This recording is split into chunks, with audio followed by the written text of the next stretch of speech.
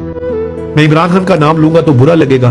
5 अरब pound जज ने कहा तुम्हारी विरासत आती है तुम्हारी बीवी की तरफ से। उसने कहा मेरे बच्चों को दे दो, मैंने नहीं लेनी।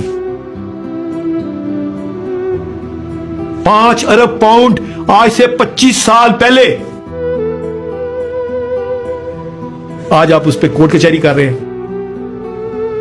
इल्जाम लगाते हुए थोड़ा सा ख्याल करना चाहिए, इस तरह नहीं।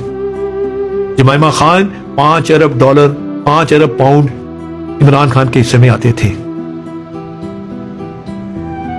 शादी की वजह से।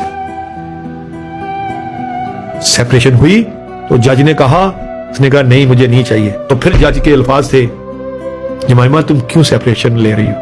कहती मैं पाकिस्तान रहना नहीं चाहती। उसने कहा नहीं, अगर ये रहना नहीं चाहती तो मैं पाकिस्तान छोड़ नहीं सकता। ये वजह थी। लोग सच को बर्दाश्त नहीं करते।